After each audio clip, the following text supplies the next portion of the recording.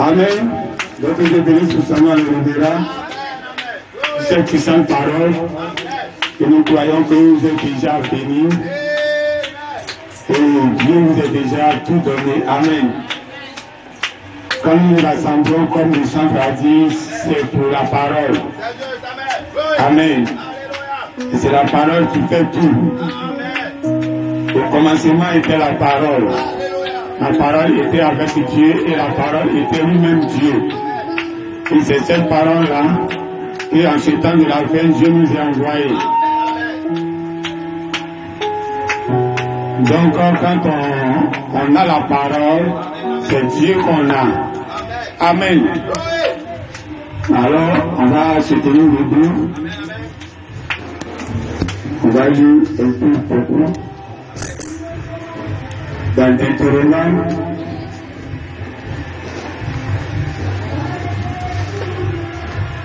chapitre 11, le verset pour enlever le coup. Chapitre. C'est un bon comme c'était là, si vous le comprenez. Amen, presque. Amen.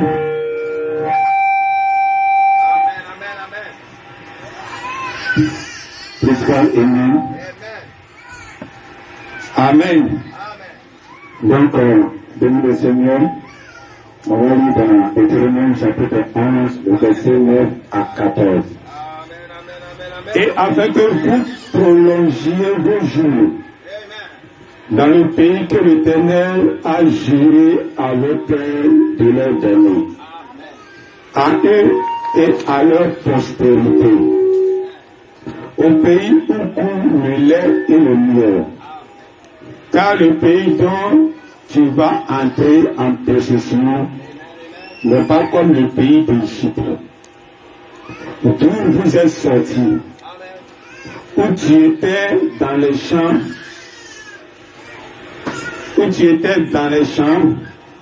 ta semence, où tu jetais dans les champs ta semence et les arrosais avec ton pied, comme un jardin potager. Le pays que vous allez posséder est un pays de montagnes et de vallées, et qui boit les eaux de la pluie du ciel. C'est un pays dont l'Éternel ton Dieu prend soin, et sur lequel l'Éternel ton Dieu a continuellement les yeux, du commencement à la fin de l'année. Si vous obéissez à mes commandements, que je vous prescris aujourd'hui, si vous aimez l'Éternel, votre Dieu, et si vous le servez de tout votre cœur et de toute votre âme, je donnerai à votre pays la pluie en son temps, la pluie de la première et de l'arrière saison. Tu recueilleras ton blé, ton mou et ton huile. On va lire dans Exode chapitre Genèse, chapitre 9, le verset 8 à 17. Dieu parla encore à Noé et à ses fils avec lui en disant: voici, j'établis mon alliance avec vous et avec votre prospérité avec vous, après vous, avec tous les êtres vivants qui sont avec vous, tant les oiseaux que le bétail et tous les animaux de la terre, soit tous ceux qui sont sortis de l'âge, soit tous les animaux de la terre. J'établis mon alliance avec vous. Aucune chair ne sera plus exterminée par les eaux du déluge. Et il n'y aura plus de déluge pour détruire la terre. Et Dieu dit: c'est ici le signe de l'alliance que j'établis entre moi et vous. Et tous les êtres vivants qui sont avec vous, pour les générations à toujours. J'ai placé mon arc dans la nuit, et il servira de signe d'alliance entre moi et la terre. Quand j'aurai rassemblé des nuages au-dessus de la terre, c'est bon, c'est bon. Quand j'aurai rassemblé des nuages au-dessus de la terre, l'arc paraîtra dans la nuit. Et je me souviendrai de mon alliance entre moi et vous, et tous les êtres vivants, et de toute chair, et les oiseaux ne deviendront plus,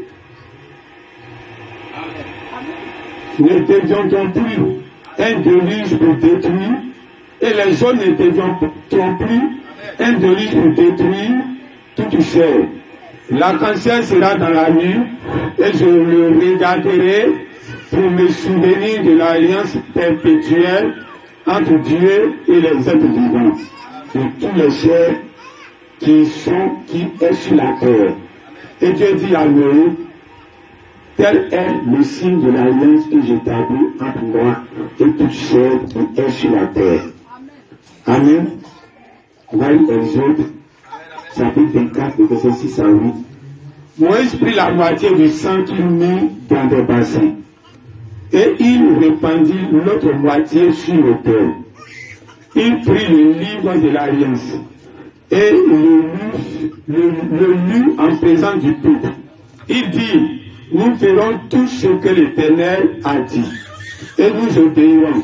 Moïse prit le sang et il le répandit sur le peuple, en disant, voici le sang de l'alliance que l'Éternel a fait avec vous, selon toutes ses paroles. Voilà Matthieu 26, 28. Car ceci est mon sang, le sang de l'alliance, qui est répandu pour plusieurs, pour la rémission des péchés. On va lire le dernier passage, Matthieu 7, 17 à 18. Jésus, reprenant la parole, lui dit, tu es heureux, Simon, fils de Jonas, car ce ne sont pas la chair et le sang qui t'ont révélé cela, mais c'est mon Père qui est dans les cieux. Et moi je te dis que tu es Pierre, et que sur cette pierre je bâtirai mon église, et que les portes du séjour des morts ne prévaudront point contre elle. Amen. On peut s'asseoir, que le Seigneur ajoute les bénédictions à sa parole. On ne bénit pas un culte qui est déjà béni. On ne prie pas pour continuer un culte qui est déjà confié à Dieu. Amen. Avec l'adoration, avec la prédication du révérend, on n'a pas besoin de dire Dieu vient nous assister. Amen. Le père madame dit Jésus a été déjà oint. Donc il n'a plus besoin d'être oint à nouveau. Dites Amen. Alors quand tu vois le passage qui est fait avant toi, quand toi tu viens, tu n'as même plus besoin de dire Dieu vient encore. C'est du traditionnalisme. Et quand c'est comme ça, Dieu n'est pas dedans. Sache que Dieu est déjà là. Et rentre et puis commence à chevaucher pour aller. Dites Amen. Alors que Dieu vous bénisse. Ce n'est pas facile d'être dans la petite baraque où Branham est né. Amen. Parce que l'ange qui était avec lui pour le troisième tour, elle est tournée dans une baraque. Dans une petite pièce. Amen. J'étais en train d'attendre la soeur pour venir à l'église. Et je suis sur la moto, sur la route là, et puis je suis là à attendre. Et elle ne vient pas. Alors j'ai commencé à me poser des questions. Pourquoi chaque fois je dois l'attendre? Mais quand je fais tout pour ne pas l'attendre, je dois l'attendre. Et j'ai mis ça en même temps sur toutes les femmes. Je dis les femmes sont toutes comme ça. Chaque fois, c'est elles, les hommes doivent attendre pour aller quelque part. Elles ont trop de remis-ménage. Quand je dis même qu'aujourd'hui, la vieille, elle est dans la maison. Elle va tout faire devant moi. Quand elle va prendre son sac en main, c'est là maintenant je prends la moto pour aller. C'est comme si je n'ai rien fait. Elle est remis-ménage encore que je ne sais pas comment ça se passe. Et c'est là que j'ai compris que c'est ce que nous faisons à Jésus. Dites Amen. Jésus est venu pour qu'on parte, mais on n'est pas encore prêt. On est là à faire les remis-ménage, ça ne finit pas. Sinon, lui, il est déjà venu. Il dit, on n'a qu'à partir à l'église, à la 7e dimension. Il nous attend pour partir, et puis on est là en train de tourner dans la maison. Tu t'amènes. On a trop de bagages sur la terre ici. Tu t'amènes. Jésus, lui, n'a rien ici. Il nous est donné pour gérer la maison. C'est nous, on gère la cuisine. C'est nous, on gère les assiettes. C'est nous, on gère le salon. Donc, quand toi, tu sors, tu t'en fous. Mais nous, on doit regarder. Si la lumière n'est pas encore allumée, c'est nous, on va éteindre ça pour sortir. Tu t'amènes. Donc, ce qui s'est passé sur la femme de Lot, s'est passé sur la femme d'Abraham. Amen. C'est toujours la femme. Dieu a pris Lot pour sortir du monde. Mais la femme, elle avait trop de choses dans le monde. Trop de remis-ménage dans le monde. Oh, Lot, c'est un garçon. Quand il est sorti, lui, c'est fini. Mais la femme a trop d'idées derrière là. Donc, tellement elle a trop d'idées, elle a commencé à regarder derrière. Dis amen. Quand Dieu est arrivé chez Abraham, c'est la même chose. Abraham a eu sa femme a eu des problèmes. Elle n'a même pas cru à ce que Dieu a dit. Elle a commencé à se moquer de Dieu. Dites amen. Donc le même problème qui s'est passé avec Lot devait se passer avec Abraham. À cause de sa femme, Dieu devait tuer sa femme là. Mais cette fois-ci, celui qui est devant, ce n'est pas n'importe qui. Ce n'est pas une vieille folle. C'est une vieille sage. Soit Dieu et moi, nous sommes des frères. Dites amen. Tu ne peux pas tuer pour moi là. Il faut tuer pour l'autre là. Amen. Donc c'est comme ça. Dieu ne va pas tout faire la même chose dans les églises. Amen. Nous tous on est en erreur. Les églises, toutes sont en erreur. Les églises, toutes ont des problèmes. Mais Dieu ne regarde pas les églises là. Dieu regarde Abraham qui est devant, ou bien Dieu regarde l'autre qui est devant. Dites amen. C'est pas la remis-ménage que vous faites là. Vous n'êtes pas peut-être plus mieux que les autres. Dites amen. La femme de Sarah n'est pas forcément mieux que la femme de l'autre. Les deux ont montré preuve d'incrédulité. Dites amen. Ce n'est pas l'église et son comportement que Dieu regarde. C'est lui que Dieu a mis devant. Dites amen. C'est le berger que Dieu regarde. Il regarde pour frapper la femme. Il regarde pour libérer la femme. Dites amen. On a affaire au berger. On a affaire à lui qui est devant. On n'a pas affaire à la femme. Amen. Donc c'est un peu comme ça. Tu sais, quand Moïse est né, il est né dans un moment où on tuait les enfants hébreux, mal. Alors pour ne pas que on tue le bébé Moïse, sa maman a mis Moïse dans un petit panier pour le mettre sur l'eau, pour que l'eau va partir avec lui. Dans ça, Dieu a dirigé le petit bateau dans la maison de Pharaon. Et la fille de Pharaon sort, elle voit le bébé qui est en train de pleurer dans le panier. Elle prend l'enfant, elle dit, je vais être la mère de l'enfant. Dites amen. Donc finalement, Moïse a grandi avec deux mamans. Il avait sa maman qui l'a accouché, et puis il avait sa maman adoptive. Dites amen.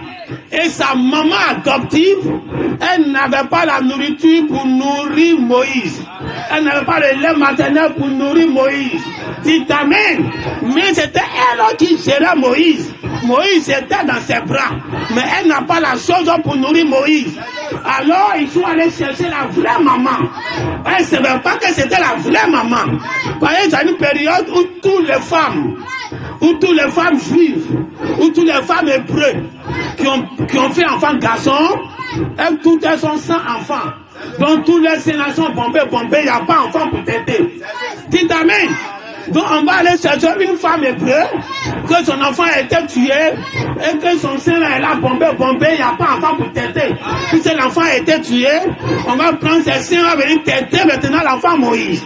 Et c'est là que comme c'est sa petite soeur qui était là, elle est partie chercher la vraie maman pour venir nourrir Moïse. Dites amen. Donc quand Moïse grandissait au milieu des deux mamans. Amen. Alors chaque fois quand on vient sur la terre, nous avons toujours deux mamans. Nous avons une maman adoptive, mais qui ne peut pas nous nourrir. Et nous avons une maman réelle, qui peut réellement nous nourrir. Dites amen. On a eu l'Athéno. On est né, on a grandi dans l'Athéno.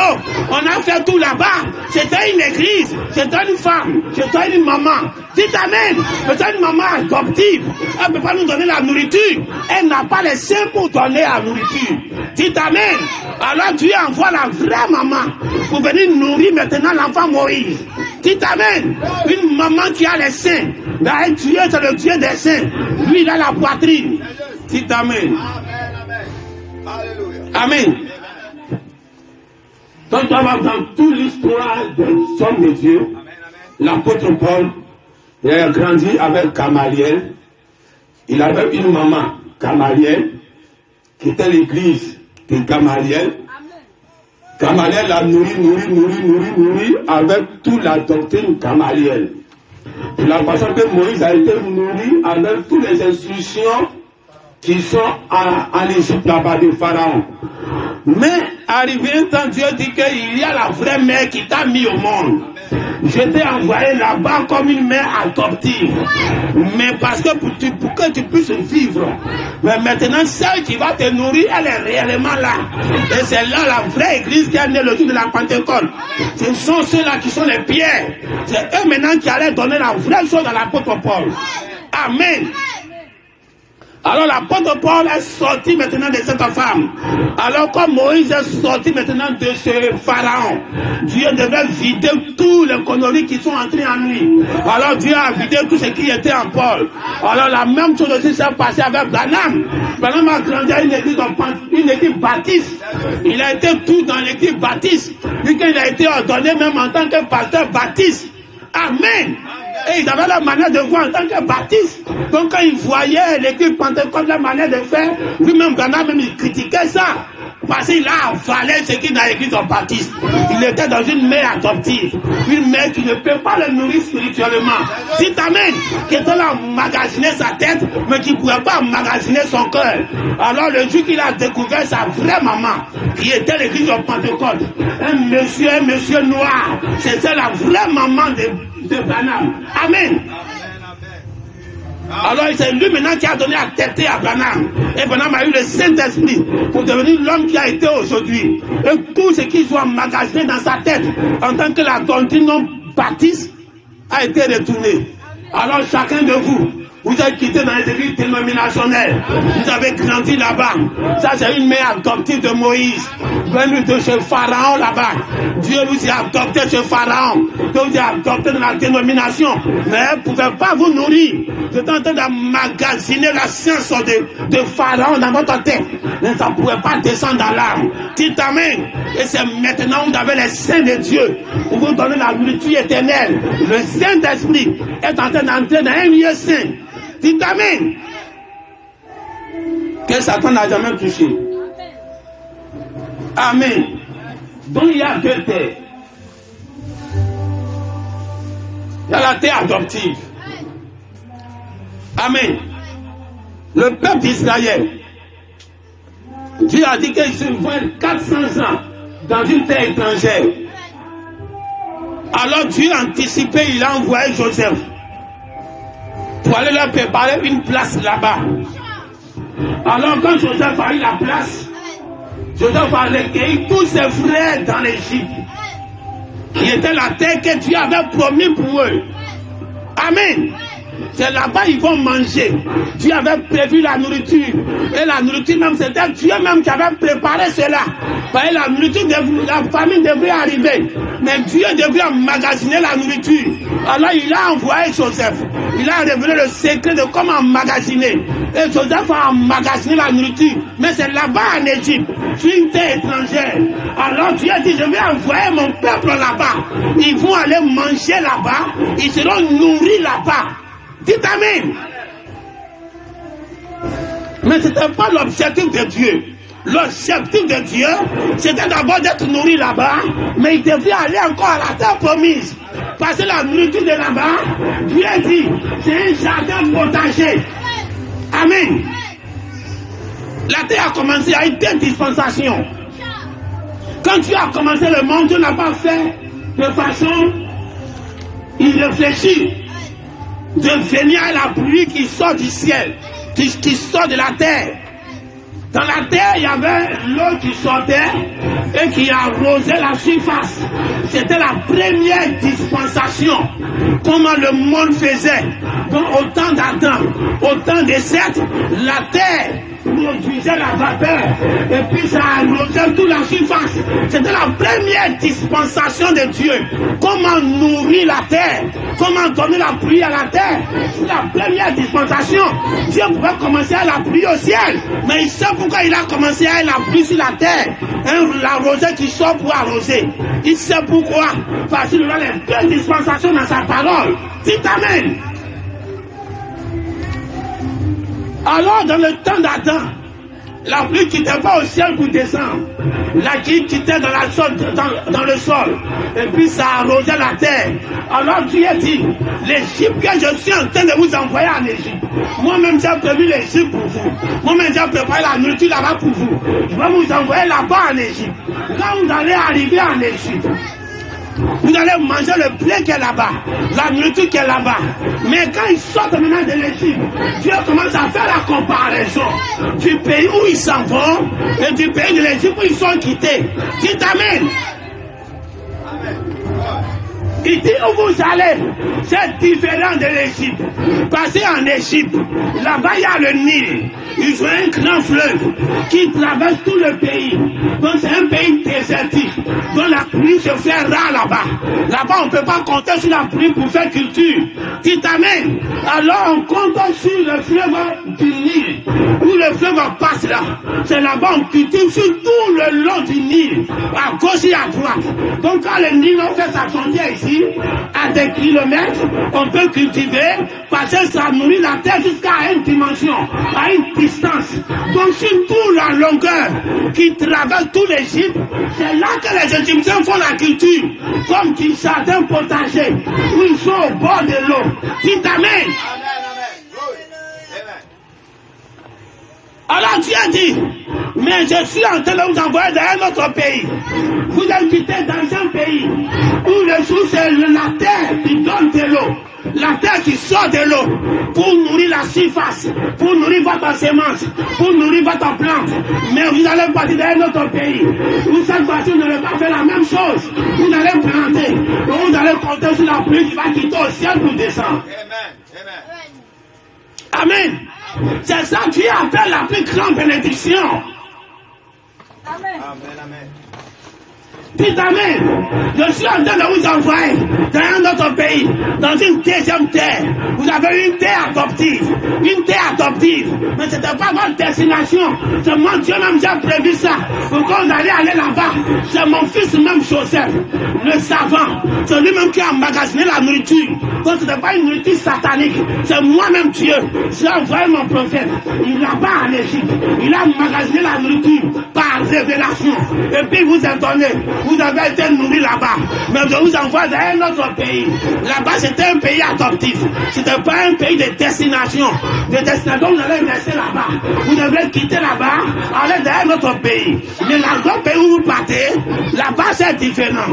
Là-bas, l'eau ne va pas quitter dans la terre pour arroser la surface. Comme les films que vous avez quittés, vous comptez sur l'eau de la terre. Mais là-bas où vous partez, l'eau va quitter au ciel pour arroser vos semences. Dites Amen. Et moi, Dieu, je vais vous donner de l'eau en sa saison. Amen, amen. Amen. Alors le temps où la pluie devait quitter au ciel pour descendre était arrivé. Dieu a dit à Noé que le temps où toute chair va périr est arrivé. Mais voici comment il y a les tuyaux. Il descend l'eau du ciel. L'eau du ciel va descendre sur la terre. Avec l'eau qui est dans la terre maintenant qui va sortir, il y aura l'inondation. Et tout être vivant va mourir. Il y aura seulement l'âge qui va sauver ceux qui sont dans l'âge. Amen. Donc quand Dieu a fait le déluge, Dieu pouvait s'arrêter là et recommencer sur l'ancien système. J'ai fait le déluge, c'est spécial. La pluie descend au ciel pour faire ça, c'était spécial. Mais cette fois-ci, quand j'ai fini de détruire la terre, je reviens au commencement, où c'était la terre qui nourrissait la terre. Mais Dieu n'a pas fait ça. Dieu dit on a commencé une dispensation, on va terminer la terre avec cette dispensation. Parce que Dieu avait une promesse. La promesse ne peut pas être atteinte tant que la terre qui l'autre qui est dans la terre pour allonger la surface. Ça ne peut pas arranger Dieu.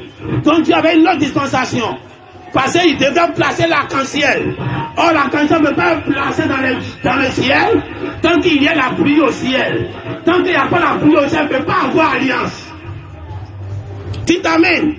L'alliance de Dieu est conditionnée par la pluie qui descend du ciel. C'est-à-dire que si la pluie qui est dans la terre pour arroser la surface, ça ne peut pas créer une alliance. L'alliance c'est l'arc-en-ciel. Or c'est la pluie qui est au ciel. C'est l'eau qui est au ciel qui provoque l'arc-en-ciel quand il y a la lumière dessus.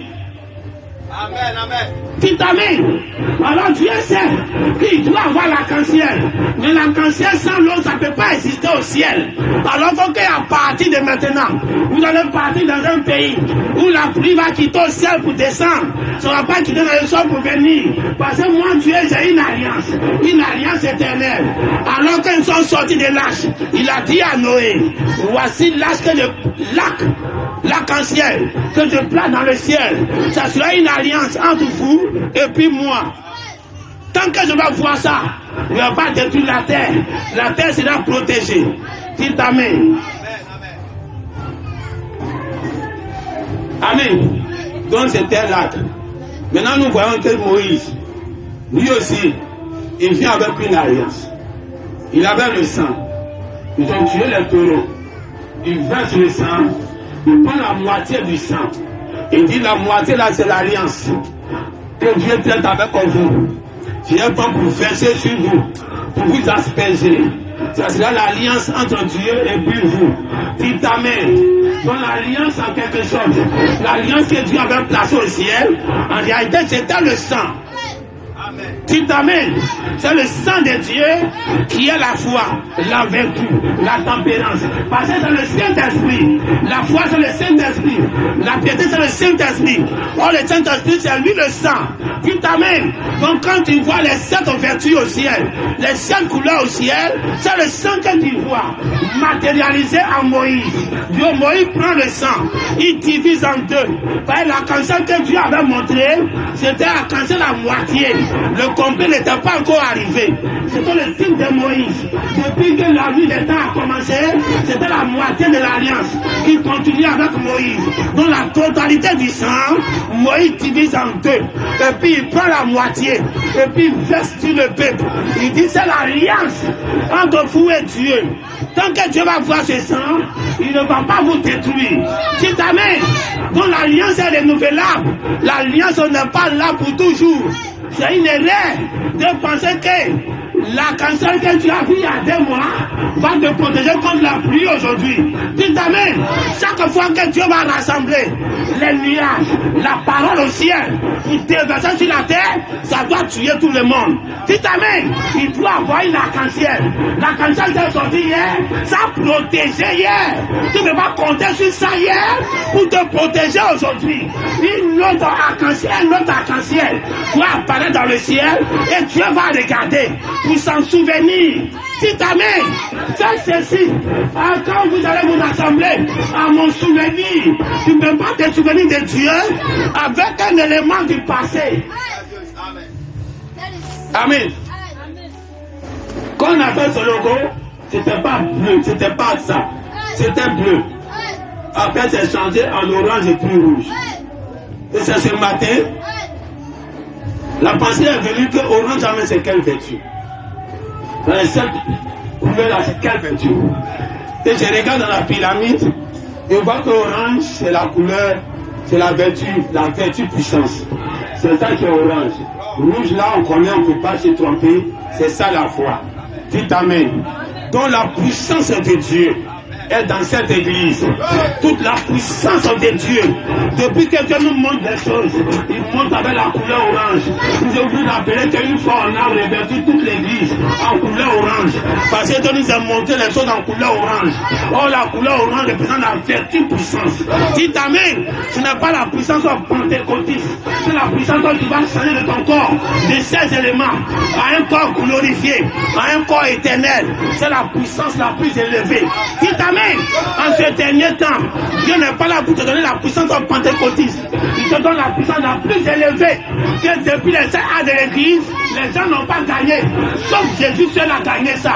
Voilà encore le ministère de Jésus doit revenir en ce temps de la fin. Où il a regardé la mort et puis il a vaincu la mort. Ça revient en ce temps de la fin. Ça ne peut pas se passer dans les 7 ans de l'église. Tu t'amènes, même au 7e, ça ne peut pas se passer là-bas. Là-bas, Satan a eu toujours raison. La mort a toujours raison. Mais au-delà des 7, quand on rentre dans le 8e, c'est Jésus qui revient. L'âge de l'épouse, l'âge de la pierre de fête, où le ministère de Christ devient à nouveau. Quand on dit le ministère de Christ devient à nouveau, c'est pas vous venir multiplier pain, c'est pas vous venir guérir les malades, c'est pas venir transporter les gens derrière lui, aller les exproprier partout. Tu t'amènes le ministère de Christ qui n'a jamais été fait. Transporter les malades à l'église, ça a été fait. L'homme a fait l'apothéose de ça. Dans les puissants pentecôtistes, Satan a fait l'apothéose de ça. Quelqu'un m'a pas venu faire plus que Branham. Aujourd'hui, il a fait plus que Jésus. Amen. Donc c'est que quand tu as dit, quand Branham même dit que l'épouse voit voir le ministère de Christ, c'est pas pour aller répéter ce que Branham a fait pour que tu as savoir que tu as eu le ministère de Christ. Ce que Branham a fait, ça n'a pas été achevé. C'est pour cela que Jésus n'a pas pu enlever son église. Dites amen. Vaincre la mort, il n'a pas achevé cela. Il a fait les paparazzi, il a fait les miracles, les discernements de pensée, tout ce que Jésus a fait, il a fait cela. Mais quand Jésus est rentré dans la tombe pour ressortir vainqueur, l'âme n'a pas fait ça. Comme il n'a pas achevé, l'église n'a pas encore terminé. Tu t'amènes, et cette pratique qui reste, c'est dans l'âge de l'épouse. L'église qui va faire ça. Donc tu ne reviens pas en arrière pour faire ce que Branham a déjà accompli. Qu'est-ce que Branham a accompli dans le ministère de Christ? Et qu'est-ce qu'il manque? C'est pour vaincre Satan. C'est pour vaincre la mort. C'est ça qui reste. Et quand tu vas arriver à là, c'est plus que tout. Amen. Alors Dieu dit, je place mon alliance au ciel. Avec cette alliance-là, il aura une protection sur la terre.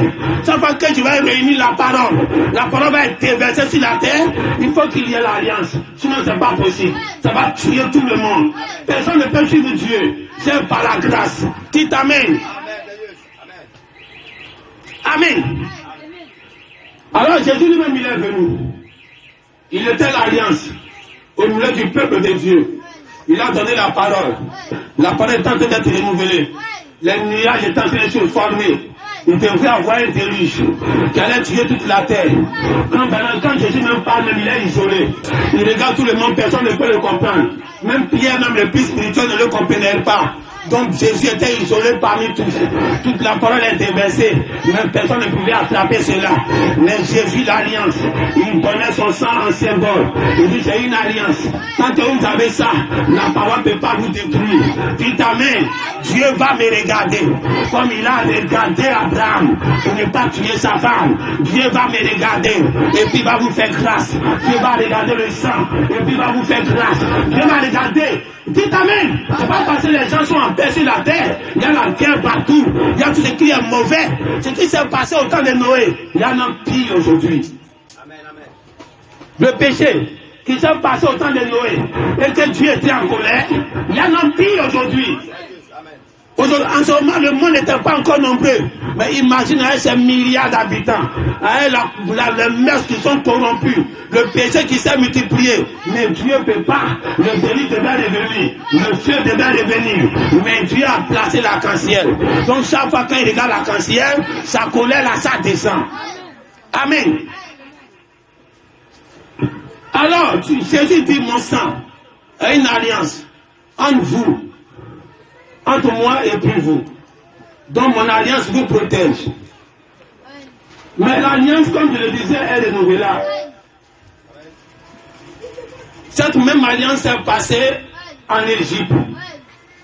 Le peuple d'Israël vivait la dernière plaie, où tous les enfants premiers-nés vont mourir. Et Dieu dit, je vais faire passer l'ange de la mort. Sur la maison où je vais voir le sang, je passerai. Donc je dois frapper la terre. Mais quand je vais voir l'alliance, l'arc-en-ciel, je vais passer. Donc chaque enfant de Dieu a mis le sang, qui représentait le Saint-Esprit, qui représentait l'arc-en-ciel. Ils ont mis. Dieu est passé, Dieu ne les a pas frappés. Dans le désert, Dieu était écarté. Il devrait avoir l'inspiration, la révélation, de savoir que Dieu ne peut pas nous abandonner. Dieu ne nous a rien dit, mais il ne nous a pas abandonnés. Le même sang qu'ils ont appliqué là-bas ne le protégeait pas ici. Dès qu'ils ont fait une erreur, Dieu a fendu la terre, ils sont rentrés dedans. Le sang qu'ils ont appliqué en Égypte, où l'homme de la mort lui-même passait, il a respecté le sang. Mais quelques mois plus tard, quand l'ange de la mort passait, il trouve qu'il n'y a pas de nouveau sang. Le même ange de la mort a fendu la terre. Ceux qui ont été protégés hier par l'alliance, ils n'étaient pas protégés aujourd'hui. Il a fendu la terre, eux qui sont rentrés dedans, il a refermé. Dans le pays, Moïse dit, la loi de Dieu est l'alliance. Les deux tables de Dieu, c'est l'alliance. C'est déposé dans l'arche. C'est l'alliance de Dieu. Déposé dans l'arche. Mais ça ne les protégeait pas. Tu t'amènes. Une alliance, tant que Dieu voit ça, il tue personne. Mais chaque fois qu'ils faisaient des erreurs, Dieu les frappait, Dieu les tuait, Dieu les envoyait en captivité. Or, pourtant, le livre de la loi, qui était l'alliance, était couché dans le lieu très très saint. Mais Dieu ne regardait pas ça.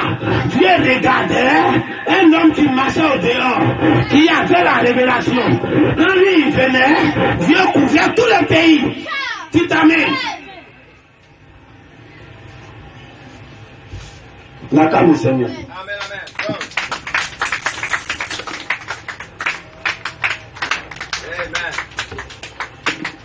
Amen. Amen.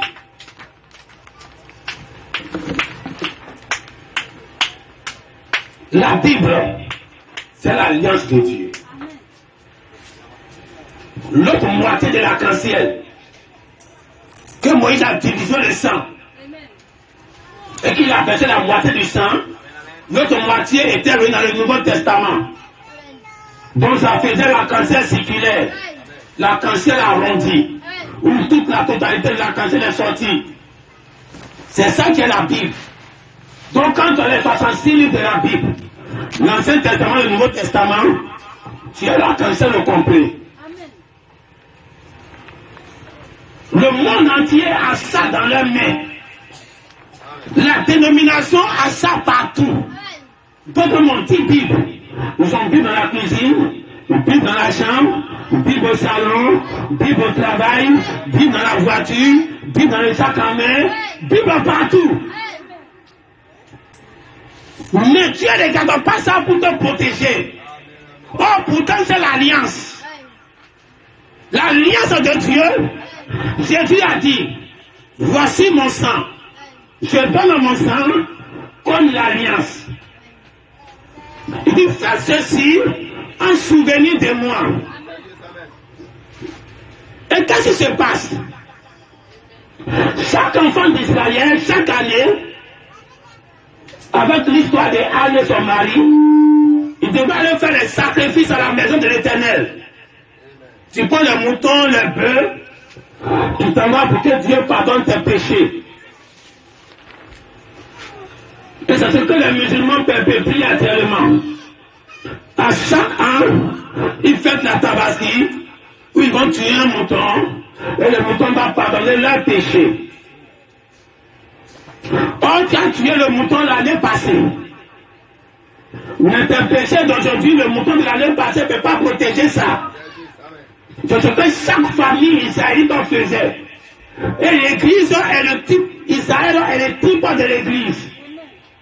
Alors, un seul sang ne suffit pas. Chaque année, il te faut un nouveau sang.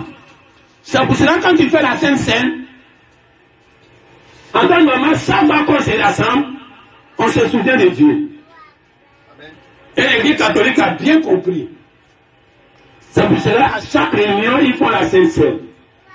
Vous savez, vous ne devez pas voir Satan partout. Vous devez savoir convertir les choses. Convertir les actions de Satan. Pour trouver ce qui était juste, et puis Satan a perverti. Satan pervertit tout. Mais il ne crée rien. Les catholiques, à chaque réunion, ils vont faire la Sainte Seine. Mais c'est vrai. À chaque réunion, c'est la réunion où on se retrouve avec Dieu. Où on doit se souvenir de Dieu. Alors ce jour-là, on doit manger sa chair et boire son sang. Alors quand Dieu descend, et que tu prends la Bible, et que tu prends, tu lis, et que tu prêches, et que quand Dieu regarde, il n'y a pas de sang. Il te voit comme au jour de la création, où la vapeur quittait du sol pour arroser la terre. Il n'y avait pas d'alliance. Tu t'amènes. Il n'y avait pas d'alliance. Dieu lui-même, quand il est venu, il a trouvé le temps de tuer un animal pour se consoler. Pour voir le sang pour se consoler. Mais la terre ne pouvait pas créer une alliance. Or, pourtant, la parole de Dieu quittait la terre pour arroser les semences. Là-bas en Égypte, quand tu lis les citations, quand tu lis les Corinthiens, quand tu lis Branham, quand tu lis la Bible, et que tu n'as aucune révélation, tu es en train de prendre le sol, l'eau qui est dans le sol, et puis arroser la terre. Dieu veut sortir l'arc-en-ciel pour protéger le monde, pour protéger l'église de son péché. Mais quand il regarde, il n'y a pas l'arc-en-ciel. Tu t'amènes. La meilleure façon pour Dieu aujourd'hui de tuer quelqu'un, ce n'est pas de tuer comme au temps d'avant, où il a descendu les déluges, et les corps humains sont tombés dans l'eau. Ils sont morts, mais on n'est pas certain qu'eux tous sont partis en enfer. Amen. Toutes ces 2 millions de personnes, 3 millions de personnes qui sont mortes, en dehors des celles qui furent sauvées, ceux qui sont morts, c'est la très difficile à moi aujourd'hui de dire qu'eux tous se retrouvent en enfer. Dieu peut faire grâce à qui il veut. Parmi tous ces millions de personnes. Maintenant, quand Dieu il arrosait la terre avec la pluie, dans sa tête c'était pour tuer le corps humain. L'âme des gens n'était pas touchée. Donc quelqu'un pouvait mourir charnellement. Et puis dès qu'il meurt, Dieu dit ton âme va dans le paradis. Donc il n'a rien eu. C'est sa chair qui a été tuée par le déluge. Donc parmi tous ceux qui sont morts au temps de Noé dans le déluge, s'il y a eu certains qui ont été sauvés, c'est leur corps seulement qui a été tué, et les âmes, dès qu'ils sont morts, Dieu a dit, prends ton âme. Parce que ton âme ne vient pas de Satan. Donc il est au paradis. Mais le déluge que Dieu envoie actuellement, c'est un déluge spirituel. Donc ça ne regarde pas la chair. Donc quand Dieu tue le monde aujourd'hui, il ne tue pas le monde de la chair. Il envoie le déluge à ce temps de la fin. Ou quand l'âme puissant descendait, il y avait l'arc-en-ciel sur sa tête. Et Dieu montrait qu'un nouveau déluge était en train d'arriver. Tu t'amènes. S'il n'y a pas l'arc-en-ciel, tout le monde va va mourir, mais il vient avec l'arc-en-ciel circulaire, l'arc-en-ciel au complet. Il descend dans le petit livre, dont la pluie du ciel est en train de descendre sur la rosée de la terre pour créer l'inondation de la parole. Alors c'est là que Dieu dit, tous les petits poissons vont mourir dedans. Eux qui ne pourront pas tenir dans la densité de l'eau. Alors ils vont se retirer. Il n'est que les gros poissons qui vont tenir quand le livre de la rédemption va descendre. Mais quand ça descend, il faut qu'il y ait l'arc-en-ciel. Pour que quand Dieu ne regarde pas l'église. Dieu ne regarde pas parce que Dieu est venu chez toi. Et que tu t'es moqué de Dieu. Dieu ne regarde pas parce que tu as regardé en arrière comme la femme de l'autre. Mais Dieu regarde l'alliance qu'il a mis. L'alliance est spirituelle. Il regarde ça pour bénir ton âme. Il regarde ça pour condamner ton âme. Alors quand tu viens à l'église et qu'il n'y a pas de sang. Amen. Dieu a demandé, qui dites-vous que je suis? Alors Pierre a dit, tu es le fils de Dieu, le fils du Très-Haut. Dieu a dit, Jésus a dit, c'est par révélation que tu as reçu cela. Mais mon Dieu, Jésus, je te donnerai les clés de l'âme des cieux. Et c'est sur cette pierre-là que je vais bâtir mon église. Donc, en un mot, Jésus était en train de montrer pour qu'il y ait une bénédiction chez un-même, c'est quand tu as ouvert la parole. Dis Amen. Amen. Quand tu regardais Pierre, il n'y avait rien en Pierre qui pouvait faire qu'il allait recevoir les 7 clés de la vie éternelle. Les 7 clés du royaume. Rien ne disait que lui allait recevoir cela. Mais ce jour-là, Dieu avait posé le test. Qui dites-vous que je suis? Chacun a parlé selon la chair. Chacun a commencé à prendre les citations. Non, les gens disent. Non, les prophètes disent. Non, les pharisiens disent. C'était les citations. Mais Jésus dit, où nous sommes arrivés, ce n'est plus ce que quelqu'un a dit que j'ai besoin. Qu'est-ce que vous-même vous dites de Branham? Qu'est-ce que vous-même vous dites du message? Quelle révélation vous avez de façon personnelle? Hein? Comme les gens disaient, l'apôtre Paul n'a pas connu le Seigneur dans la chair. Il l'a connu dans l'esprit. Et comme il l'a connu dans l'esprit, il a eu beaucoup plus de puissance. Quand on dit puissance, ne regardez pas les miracles. Si on regarde les miracles, peut-être qu'il a fait plus, je ne sais pas. Mais ne parle pas de puissance pentecôtiste, de l'ouverture de la parole. C'est ça qui est la puissance. Il a reçu beaucoup plus de puissance que tous les autres qui ont vu Jésus dans la chair.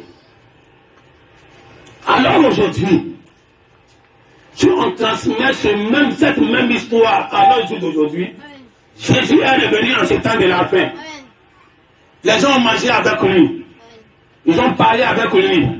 Ils ont été dans la même église avec lui. D'autres ont été son enfant, qui les a vus grandir. Donc ils ont été de chair en chair. Ils ont connu Branham dans la chair. C'est Amen.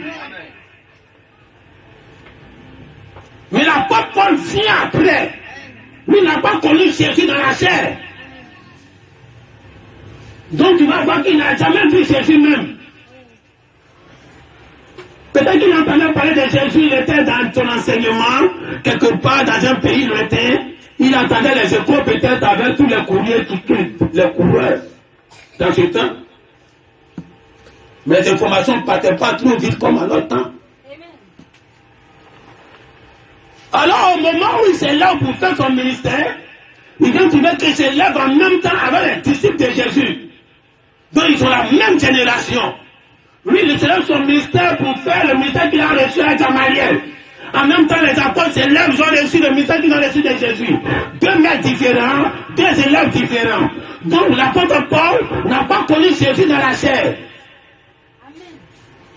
Mais le fait qu'il a rencontré Jésus en esprit, il a reçu plus de puissance, plus de bénédiction, plus d'ouverture, plus de compréhension que tous les autres. Dites Amen. Alors tu peux naître même de Branham. Tu peux être même enfant de Branham. Tu peux être même ami de Branham. Tu peux même manger avec Branham. Aller à la chasse avec Branham. Qui est comme les Pierre, les Paul, les Matthieu. Dites Amen. Ça c'est une puissance qui ne peut pas aller quelque part. Dieu ne peut pas te prendre pour que tu sois messager d'un âge. Dites Amen. On ne parle pas de messager aujourd'hui, mais on est profite pour te montrer ce qui s'est passé. Amen. Alors Dieu dit, je vais prendre quelqu'un, comme je suis le même hier, aujourd'hui et éternellement.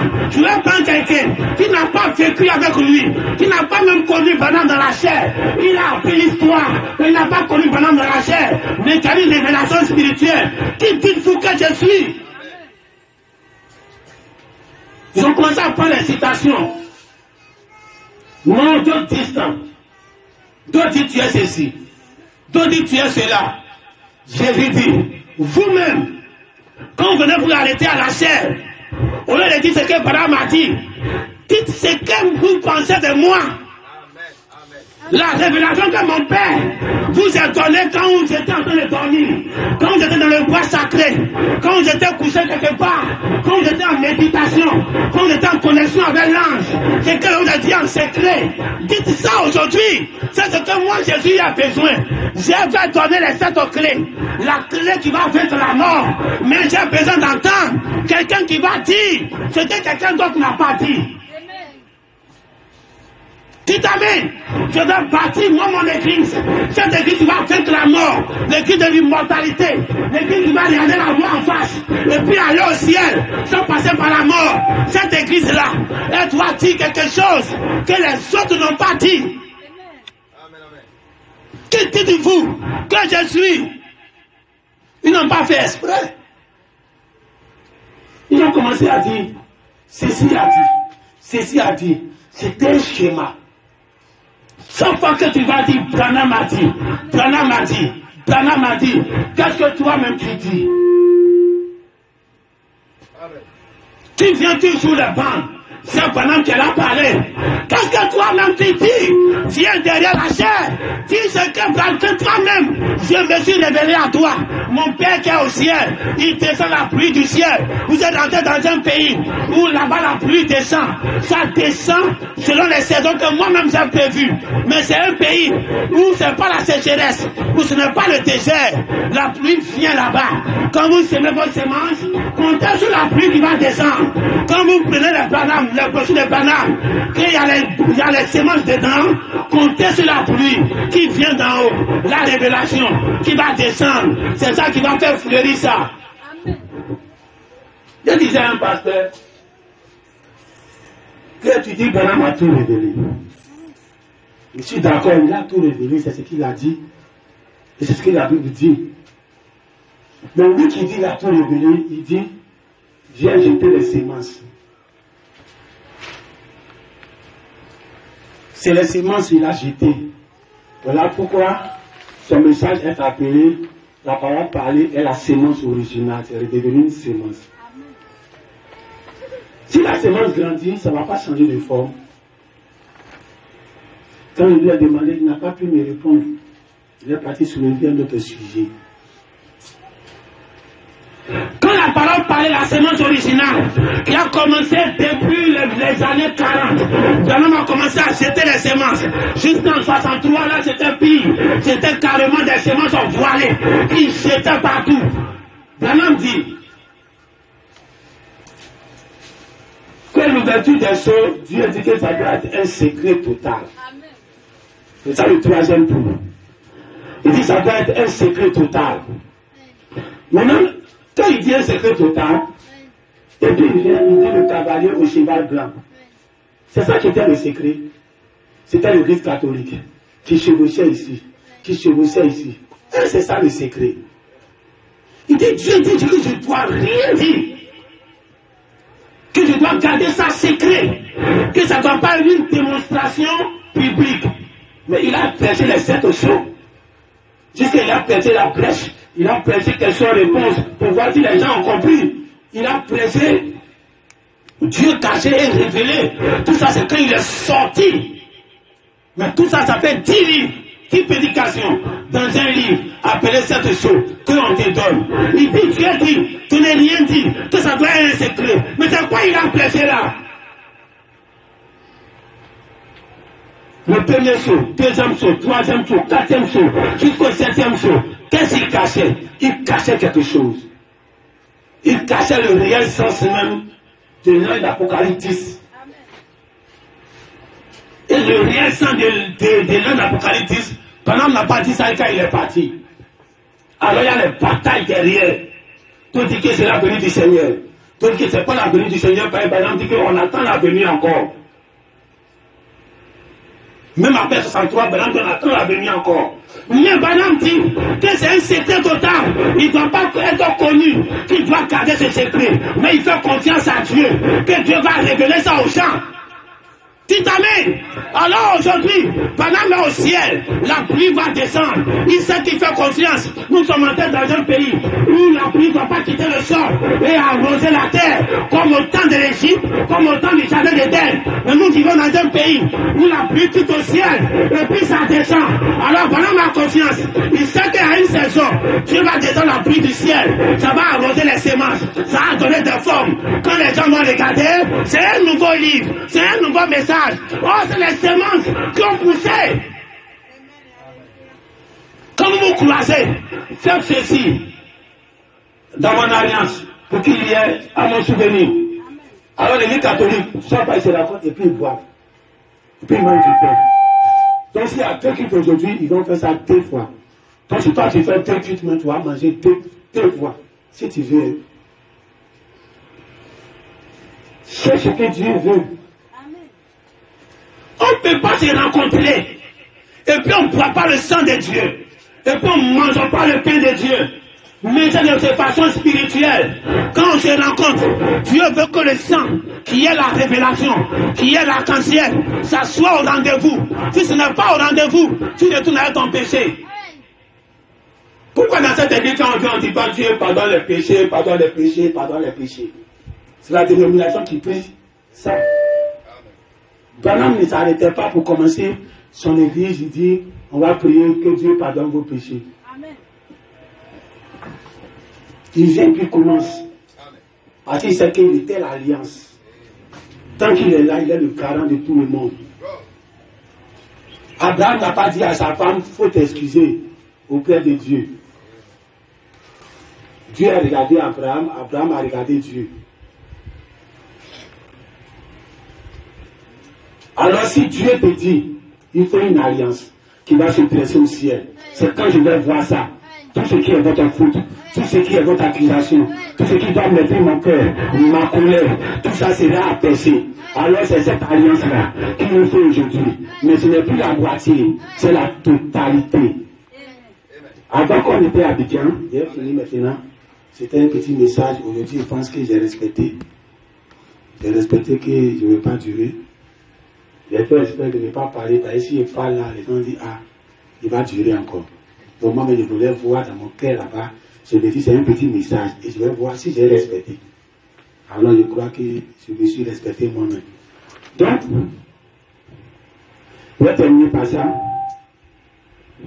Quand on était à Abidjan, je faisais un songe, c'est comme si j'étais parti à l'intérieur. Et étant à l'intérieur, l'arc-en-ciel circulaire, c'est-à-dire le cercle, l'arc-en-ciel en cercle s'est formé au ciel. Et ça faisait peur à tout le monde qui regardait. Moi aussi, quand je regardais, j'avais peur. Et l'arc-en-ciel a commencé à se rapprocher de la terre. Cet arc-en-ciel circulaire arrondi, qui était sur la tête de ce ange qui descendait dans l'Apocalypse 10, était dressé au ciel, et ça descendait. Au fil où ça descendait, je voyais que ça se dirigeait spécialement où j'étais. Et chaque fois qu'il s'approchait, j'avais beaucoup plus peur. La peur qui se passait là, je ne sais pas si cette peur-là peut être exprimée dans la vie naturelle. Une peur terrible. Ça s'approchait jusqu'à ce que je suis tombé à terre, comme quelqu'un qui est mort. Mais je le voyais quand même venir. Et puis il venait sur moi jusqu'à presque à me toucher. Puis je me suis réveillé. Et quand je me suis réveillé, la peur là existait toujours. Et c'est là que je me suis dit, cette arc-en-ciel circulaire qui est dans le message, je vais avoir ça étant à l'intérieur. Et je ne savais pas qu'un jour j'allais être même pasteur pour dire que je vais aller me faire l'œuvre à l'intérieur. Moi, c'était l'une des deux. Amen, amen. Tu n'es pas différent des vierges folles. Peut-être même que la femme de l'autre est mieux que la femme de Sarah, peut-être. Peut-être que ceux qui sont dans les autres églises sont mieux que vous. Ils ont une vie peut-être plus sainte. Ils ont une crainte de Dieu plus encore. Ils ont beaucoup plus de consécration. Dieu ne regarde pas ça. Amen.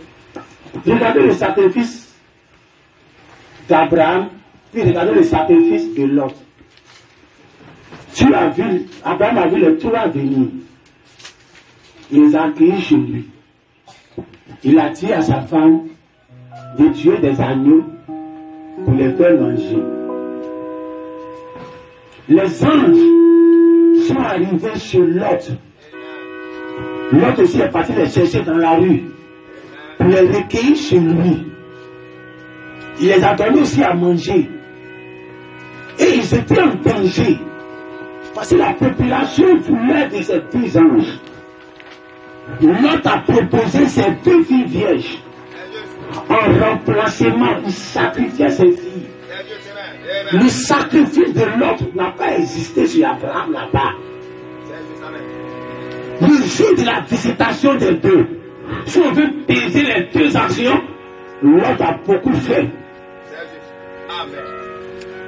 Quand Abraham recevait les trois, il n'y avait même pas de danger, tout était à l'aise. Mais quand l'autre recevait les deux, c'était dans un danger. Et il a surmonté l'obstacle. Et il a proposé même des sacrifices pour protéger les deux anges.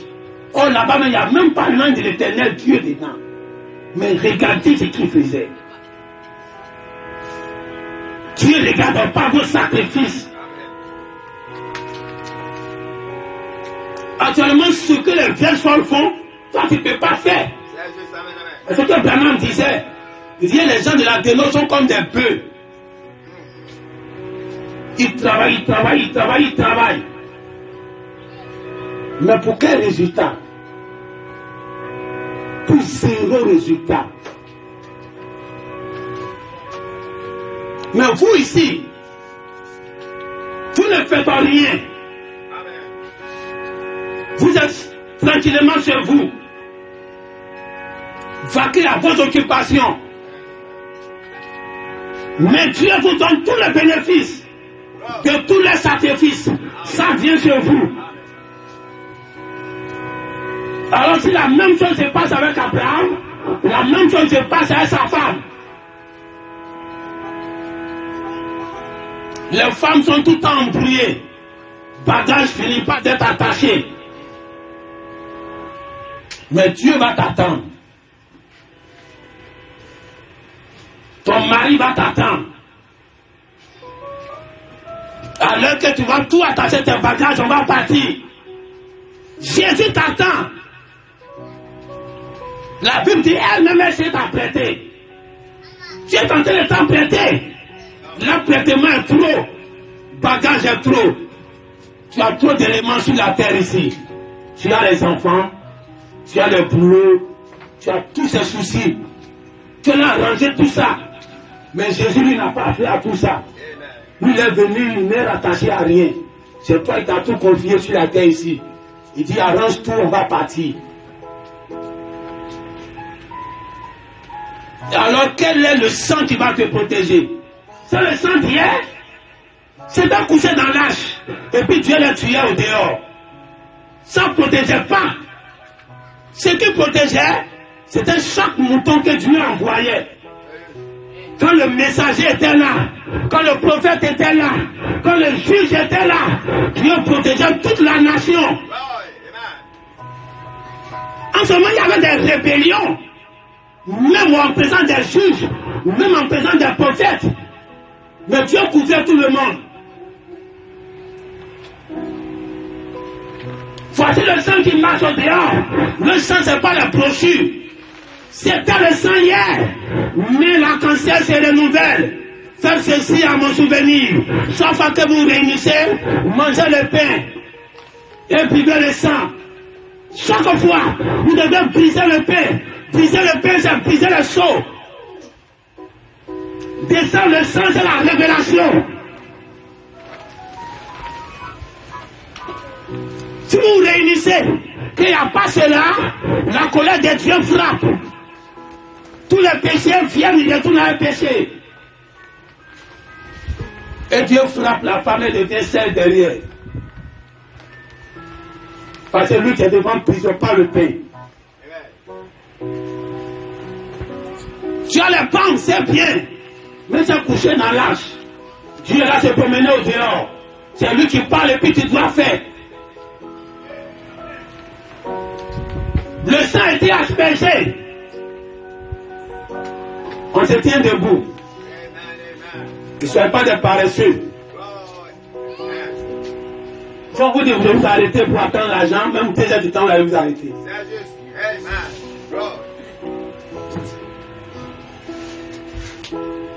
Dieu vous donne rendez-vous où le pain est brisé, où le sang est donné. Encore dans cette église, on ne se tue pas pour faire la Sainte Seine. Faire la Sainte Seine spirituelle est faite chaque fois qu'on se rencontre.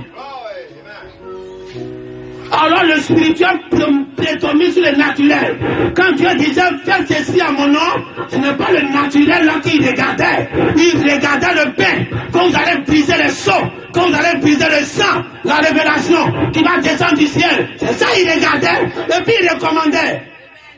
C'est pas pour chaque fois pour se mettre dans le four, pour sortir les pains, pour aller dans les supermarchés, pour sortir les vins cachés. Ça, c'est traditionnalisme. Si tu as l'occasion, tu fais. Ça accomplit la parole. Mais c'est traditionnalisme. Le spirituel, si tu ne l'as compris pas, tu vas en enfer avec ce que tu fais naturellement. Parce que ça n'a jamais été le corps de Jésus que tu manges. C'est le pain que tu as mangé. C'est une représentation. Mais il faut manger le réel. C'est la parole. Quand le pain est brisé, quand tu bois le vin, le cachet, c'est une représentation. Ce n'est pas le sang que la bois de Jésus.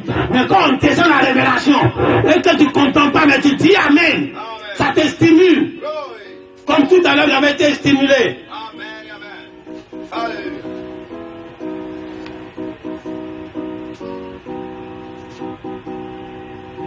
Alors si la révélation stimule, comme j'avais été stimulé ici, quand le révérend était ici, alors vous devez savoir que c'est ça le vin. Quand ça descend, vous devez boire ça, vous buvez ça, vous êtes drogué, vous êtes stimulé, et vous avez mangé le pain, vous avez brisé le pain, vous avez bu le vin. Dans la présence du Seigneur, quand vous rentrez, vous partez à l'arc-en-ciel. L'arc-en-ciel vous suit partout. Aucun démon ne peut vous accuser. Parce que l'arc-en-ciel est là. Si t'amènes, alors tu vas fermer les yeux. Il faut prier pour cet arc-en-ciel-là qui te suit partout, pour ce sang qui te suit partout, pour ceux qui brisent le pain pour toi, pour ceux qui te donnent le vin pour toi, et pour eux qu'il faut prier, parce que c'est eux que Dieu regarde, c'est eux qui est Abraham. Tant qu'eux ils sont saints, toi Dieu ne te frappe jamais, et ils sont amis de Dieu, quand Dieu ne peut jamais te frapper, ils sont frères de Dieu, quand Dieu ne peut jamais te frapper. Il faut prier pour tes conducteurs, c'est eux les briseurs de pain, il faut oublier ton problème, il faut prier pour eux leur problème. Prions ensemble. Père Céleste, souviens-toi de tous tes serviteurs qui sont les briseurs de pain dans ce dimanche aujourd'hui. Ils sont en train de briser le pain. Ils savent qu'on ne se raconte pas pour seulement citer citation. On ne se raconte pas pour seulement jouer bande. Mais on va briser le pain du jour. On va descendre le sang, l'alliance de Dieu, circulaire, la totalité de la parole, toute l'ouverture de la parole, ça doit descendre. Et c'est ça qu'ils sont en train de faire aujourd'hui.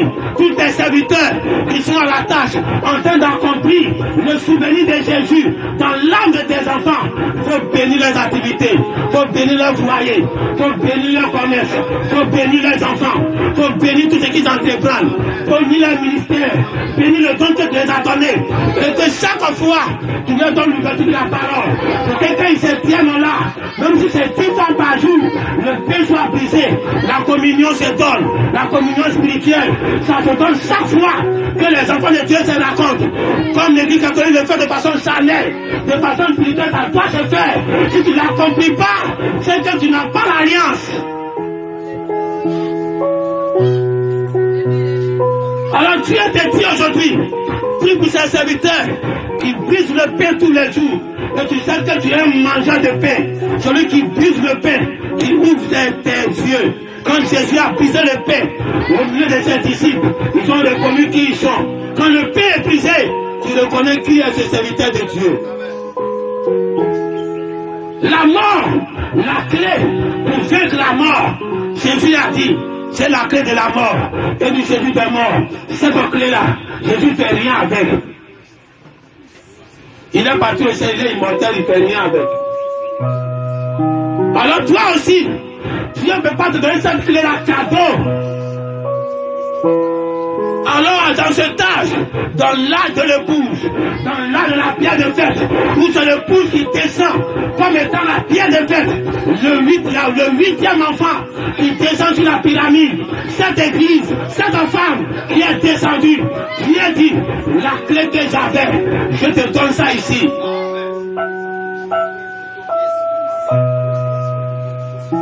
Seulement, sois comme Pierre. Si tu es comme Pierre, que tu as dit ce que les autres n'ont pas dit, qui résume mon cœur, je te donne la clé de la mort. Et du Jésus est mort.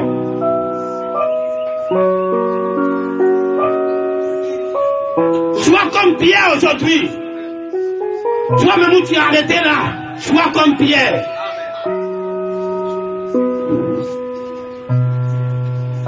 Qu'est-ce que tu dis de toi-même? Non, mon pasteur dit ceci, mon pasteur dit ceci. Qu'est-ce que toi-même tu dis? Qu'est-ce que Dieu t'a dit dans ta chambre? Qu'est-ce que Dieu t'a dit quand tu priais? Qu'est-ce que Dieu t'a dit quand tu étais dans le bois sacré? Qu'est-ce que Dieu t'a dit? Si un jour tu as eu la visitation de l'ange, qu'est-ce qu'il t'a dit? C'est ce que Dieu veut entendre. Pas ce que le révérend a dit.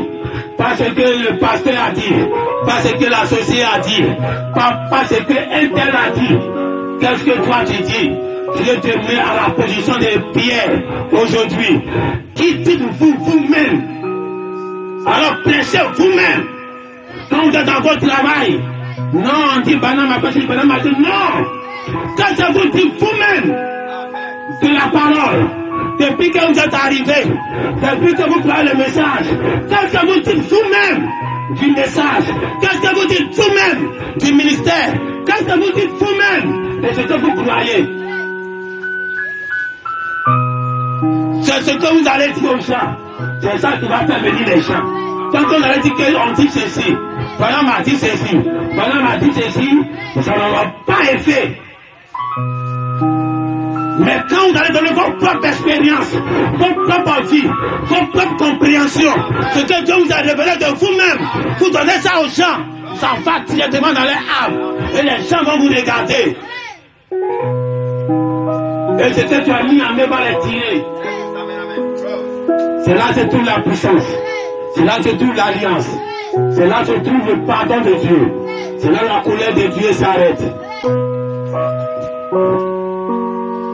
Que le Seigneur, comme Dieu Tout-Puissant, vous bénisse.